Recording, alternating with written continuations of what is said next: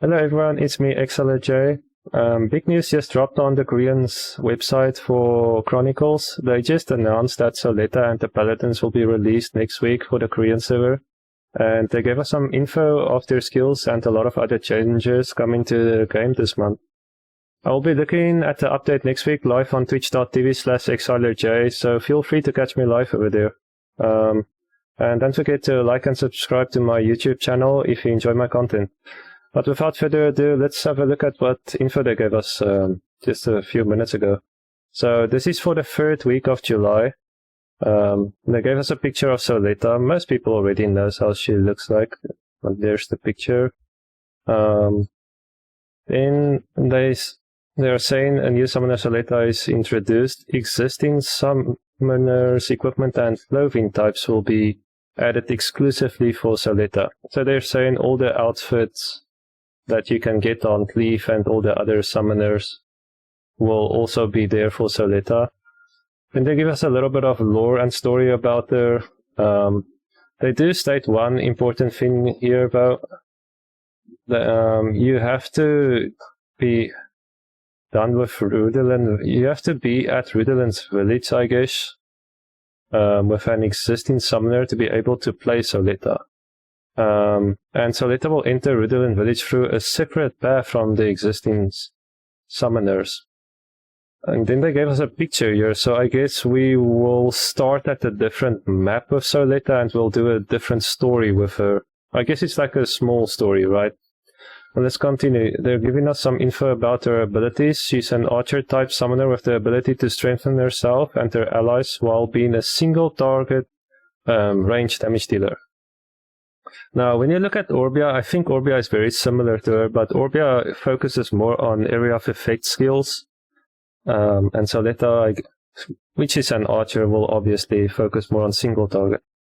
The momentary damage may be a little low because it is mainly used for normal attacks, but so they're basically saying that the damage per second is very high. But burst damage is probably not that good compared, as an example, Orbia is burst damage. I guess Soleta will be better with damage per second. It also has a movement device to keep distance from opponents. I wonder how this will work. Maybe it's like similar, like when you attack a Thessarion and Archer, he will jump a little bit back the whole time. It might be similar to that, which is interesting. Okay, let's have a look at their weapons. The fire attribute can effectively suppress tanks with high HP and defense through effects such as defense down and fixed damage proportional to maximum HP. It sounds as if the fire weapon is like an anti-tank high HP tanky monster or summoner counter. Very interesting. The water weapon is attacks the fastest of all the attributes, and it can immobilize enemies. I guess it will bind them. The wind one can indirectly okay, let's see. Enemies through continuous damage. Okay, so I guess she can do dots, maybe? Sleep, this is very interesting. Debuffs cannot be dispelled, so block harmful effect removal, I guess.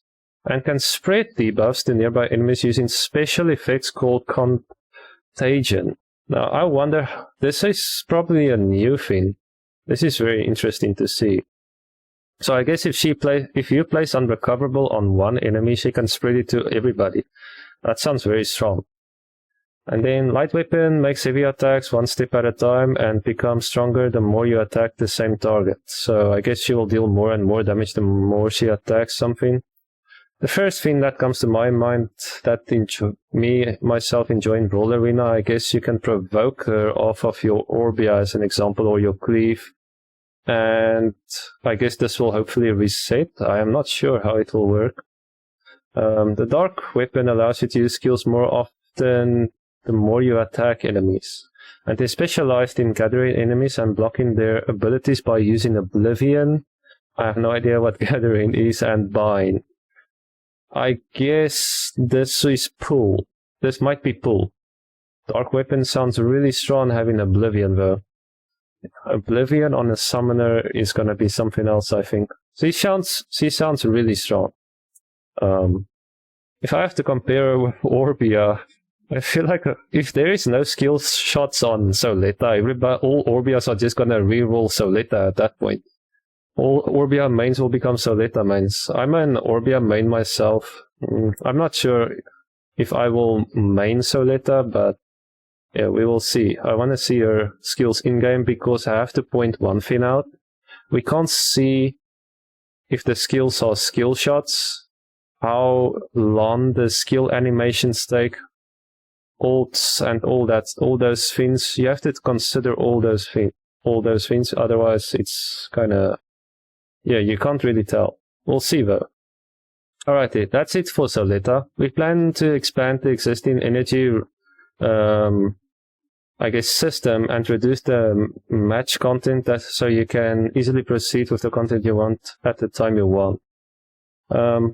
So for those of you that aren't aware of this, so the matchmaking on the Korean server is taking a bit longer nowadays according to the devs, so they are going towards making everything soloable, like most raids, ruptures, like Path of Oblivion.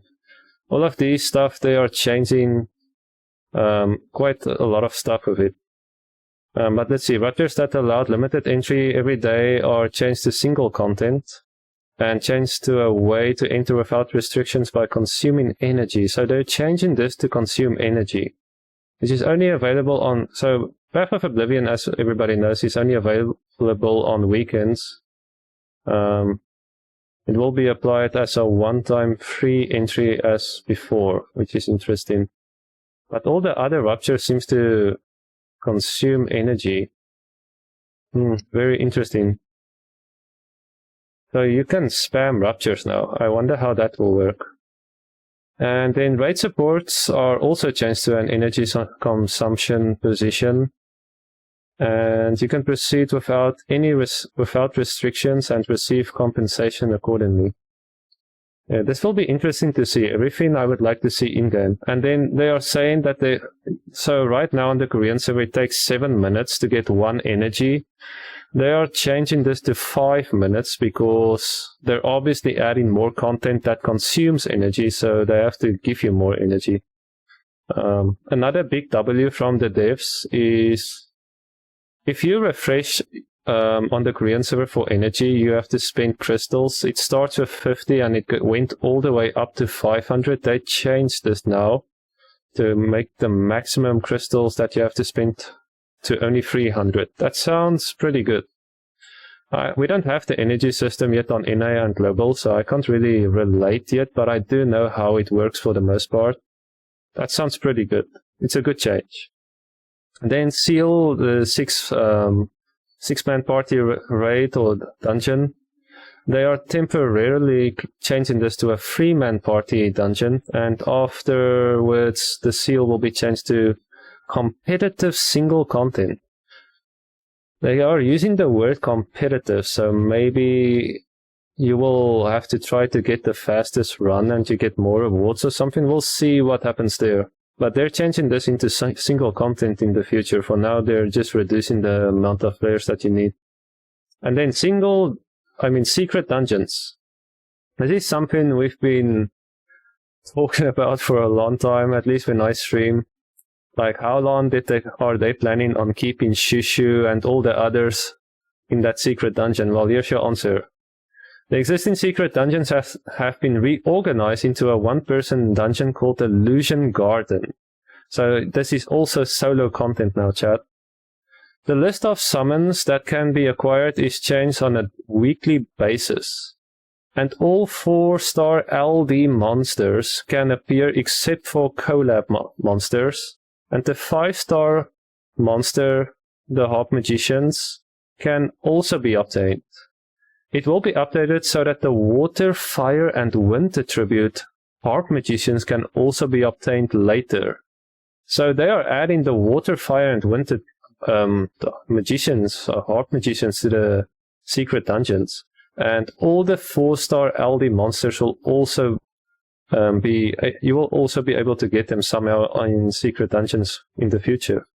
This is pretty interesting. I like that a lot. The dungeon is composed of 7 levels of difficulty depending on combat power, and quick battle support is available. So you can quick battle this. I guess you will need to have a high power to do higher levels, as it works with dungeons right now, Path of Growth and so on.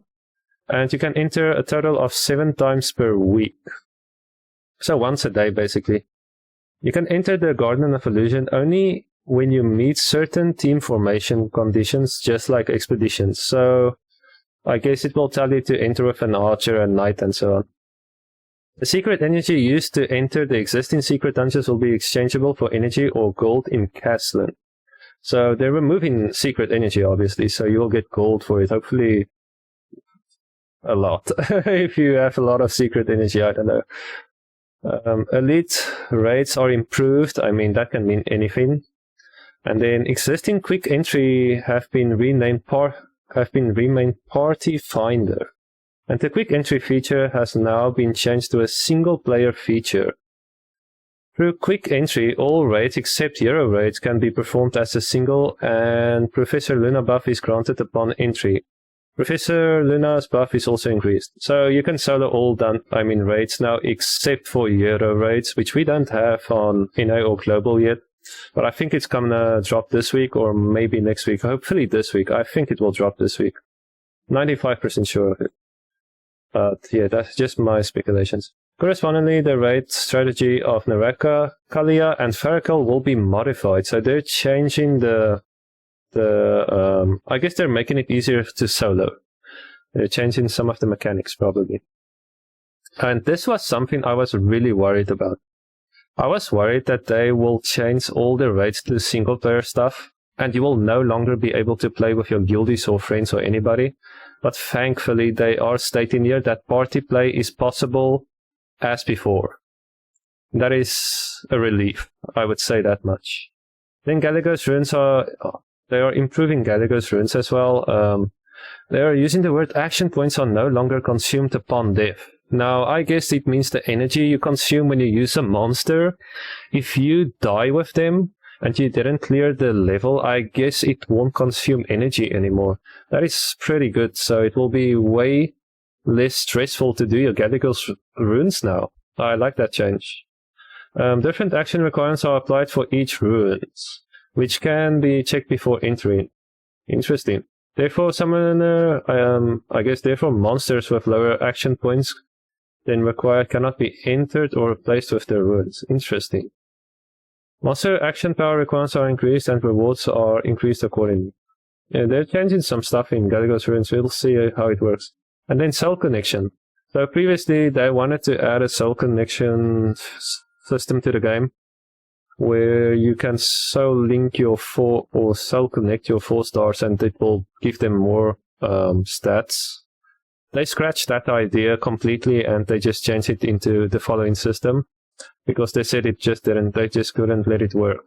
So what they're doing is you're going to be able to soul connect a 5-star, but that 5-star needs to be max level, max awakening, and max fully skilled. And then that monster can transfer. You can soul connect that monster with another monster. And what it will do is the monster you soul connected to will also be max level, awaken, and skilled.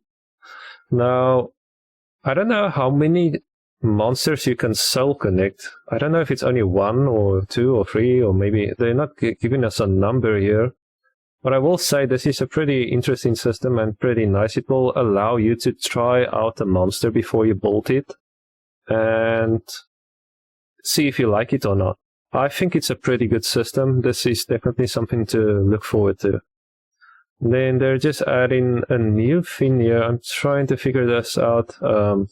Bonus book points for each attribute are newly added for 5-star monsters. Points are accumulated when you acquire 5-star monsters for each attribute, and the points can be used to raise the level of the monsters you want. This might be a new book kind of system. I don't know too much about this. First time I've heard about it. I guess if you summon a variety of hell ladies, maybe... This is just what I think, by the way. Maybe you get like for the Hell Ladies overall a book effect or something.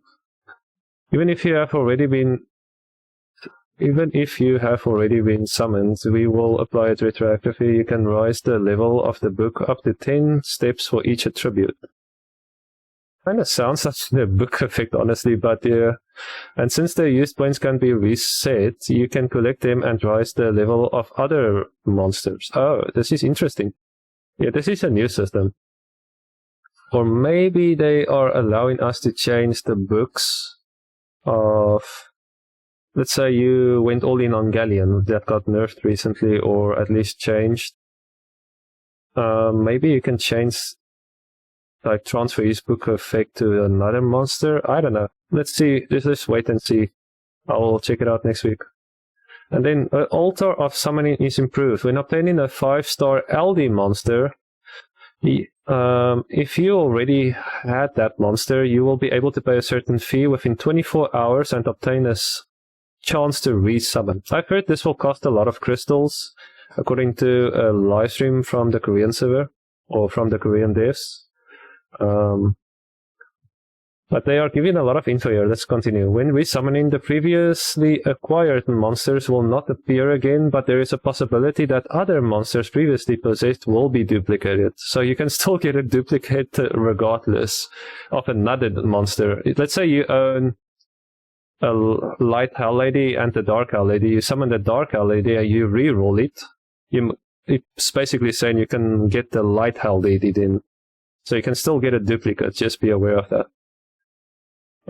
For monsters who, I guess for summoners who obtained duplicates 5-star LDs by using the LD summon scrolls, including the LD Transcendence or Legendary, prior to the update, an item that can be reselected for free when acquiring 5 LD duplicates afterwards will be paid retroactively according to the number of duplicates. However, since it is not possible to distinguish whether or not it was acquired through the blessing of the altar in the case of duplicate acquisition using normal scrolls, this case was excluded. So they're not going to do it. So we would appreciate your understanding. I mean, it makes sense. It is what it is. For reference, a maximum beat item that allows you to summon 100% chance on all summoned creatures registered in Altar's Blessing will be added. Okay, this is another thing they mentioned on their stream.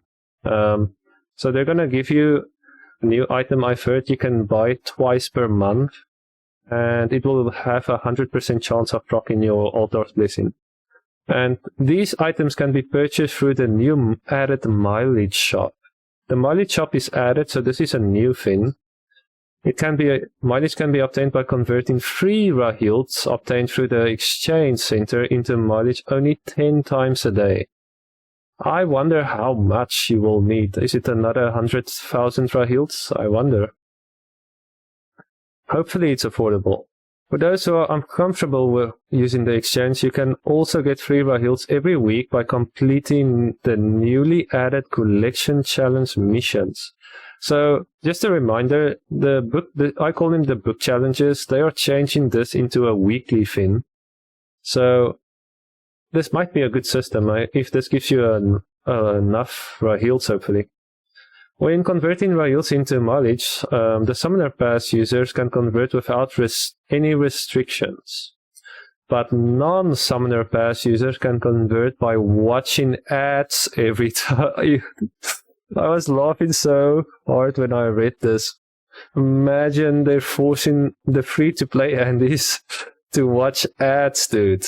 Just come on and watch me live on Twitch and you will see some ads, guys. Then no need for this. In the mileage shop, you can purchase max orbs that increase the blessing of the altar to 100%, as well as other blessing orbs, legend, and mystical summon scrolls, I guess. I wonder what else they're adding to that shop. They're just talking about the orb. I wonder what else will be added into that shop. But we will have to wait and see. Seems very interesting, though. That this is kind of pay-to-win mechanic on this side, but it seems like free-to-play can get around it, so it's okay. Doesn't sound too hardcore like the OPM event as an example. The battlefield season changes in every 4 weeks from 1 week. So the battlefield season will no longer be a weekly thing, it will be a monthly thing. And the type of battlefield changes every 4 days.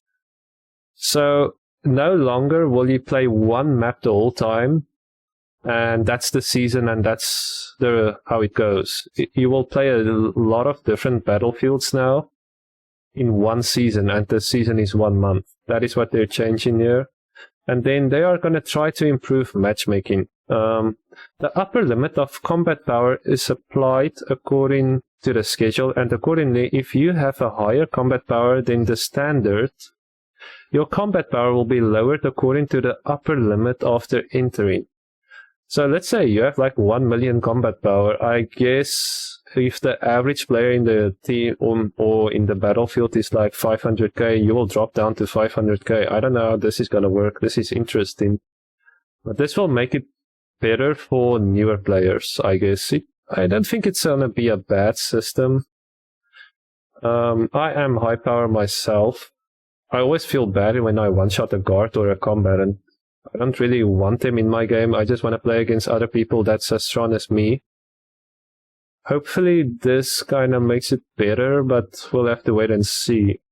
That's something you kind of have to see it with your own eyes before you can judge if it's better or worse. Then the battlefield shop will be reorganized to match the 1 month season system. I'm just going to skip this, that's not important. Then Guild Wars, or Siege Wars, or whatever they call it, will be changed to 50 guild members instead of 25. You will be able to participate now with your whole guild at that point. And if there are up to 25 people attending, you get 10 attack tickets. As always, right? But if you're 26 or more people participating in the Guild Wars, you will get a total of 250 attack tickets. So just be aware of that. And the number of loot will increase according to the number of participants. So they're just saying that you will get more treasure boxes or loot boxes the more according to the amount of participants. That's fine. Only 25 defense decks can be registered and deployed without any changes to the defense deck. You can check the attack and defense info of all guild members so that you can more easily grasp the situation before. Okay. I guess this is to make it easier for guild leaders and officers. The attack command, which was available only to the guild leader, will be improved to the veterans or the elders as well. And then they're just improving more ranking stuff and loot stuff. The 50 guild member thing might be interesting. Now everybody can at least get the rewards. I think it's a really good change, by the way. You can build profession research towers in guild hideouts. So they're finally adding more stuff for guild hideouts. Depending on the level, the appearance of the tower changes and the production fee for all guild members is discounted. I'd love to see how this exactly works and how it is. To build and develop towers, you must donate the required materials, which will reward you with guild points and guild coins. I wonder, I guess the whole guild will donate the materials, and once you reach the materials you need, you will get guild points and guild coins. The guild hideout will be continuously updated after that. So they're saying they're going to focus on improving the guild hideout and give it more value, because obviously right now there's not a lot of value to the guild hideouts. This seems pretty good and interesting. And then this is something I've been asking for a while. You will be able to chat in friendly matches. I don't care about that too much, but this I do. And watch other people's matches. They're adding a spectator mode to friendly battles. This is gonna be pretty interesting and pretty big. I will finally be able to host a tournament on my stream. We'll see when I do it and how I do it. First, I want to see how the system works, but it's going to be nice. Here's some convenience improvements. Local dungeons are now available as quick battles. I mean, What is local dungeons? I guess it's... Is it like a Path of Growth? Because those were already available as quick battles. Chat window settings can be individually set for each item. I wonder what they mean. Can you now link your items in the chat, maybe? Chat window settings can be individually set for each item. Oh, for each... I see. This got me. So they're saying you can change the settings now specifically for wall chat, party chat, and guild chat. That's what they're saying. The rune and equipment icons will indicate whether effect stones, magic books, gems, moonstones, and sunstones have been added. Okay, these are pretty not that big. I feel like I'm gonna skip some of these. Will be improved for the method in the cost. Okay. One thing I have to point out, quick battle during matching will be improved to apply to the challenge arena. So you will be, while you're matchmaking for, let's say, Battlefield, you will be able to quick battle challenge arena. Right now, you can't do that. So that's a quality of life update. They added the option to skip the search bar cutscene. I don't know what that really means. Then Paladins. Paladins have been added. I have been waiting for them for a long time. I'm kind of skipping the Dragon Knights and the Twins, and I will be going all in on the Paladins, as an Orbia especially. But let's have a look at them. The Fire Tribute Knight recovers the target's HP while pulling enemies within range and binding them. So she has pull, and she has bind. Granting them the ability to disable debuffs. Is this like block beneficial effects, I guess? It also strips and grants increased defense up to allies. Each successful damage over time, so dots dealt by teammates heals the target and self. Very interesting. So the Fire Knight seems to be a healer, and she can also have some control by some CC effects. That's pretty good. Then the Water one cancels the target's I guess this is block beneficial effect. Applies suppression and provoke. And grants herself a shield in proportion to the amount of damage dealt. Dispels all, so cleanses everything on yourself. Counterattacks when attacked. And wow, she even has counterattack, that's big. And also dispels debuffs on, so cleans allies and applies a shield. When a shield is destroyed, it recovers a certain amount of HP for teammates. And then an enemy or ally monster uses when an enemy or ally monster uses mana recovery speed or mana gain decrease, cancel all debuffs of the target summoner, increase mana consumption, and deal fixed damage in proportion to health. Okay, the water one seems really good. I like her. Let's have a look at the wind one. The wind one removes removes debuffs from allies, so they don't state all, so I guess it's only one or two. Grants invincibility to teammates, and provokes enemies while restoring HP and shielding allies. Like, this is so good, man. This kind of reminds me of Chloe, but like, just way better. Invincibility for everybody, provokes, heals, and shields. Like, that sounds pretty good. And cleans, of course. She sounds really good. Reduces damage received per evasion rate, and applies a spell shield to self when evasion occurs. So it seems like she will be one of the first monsters, that I am aware of at least, that wants evasion. Maybe triple foresighter. Grants an attack up buff when the team recovers from I don't know what a raid means. No idea, but she gets attack up somehow, we don't know how. Let's have a look at the Light Tribute Knight. Grants themselves invincibility while provoking the enemies recover and increase defense. Recover and increase, so I guess she can cleanse defense down, maybe? Or recover and increase defense and grant invisibility to the target. Oh, she heals. She heals. She does defense up and grants invincibility to the target with the lowest HP. She cleanses allies, debuffs, and grants recovery while restoring teammates' HP destroyed. So she can heal. She can recover your destroyed HP. That's the first monster that can do this. Other than the vampire hunters, I think they can do it with their passive, some of them, but not for the team.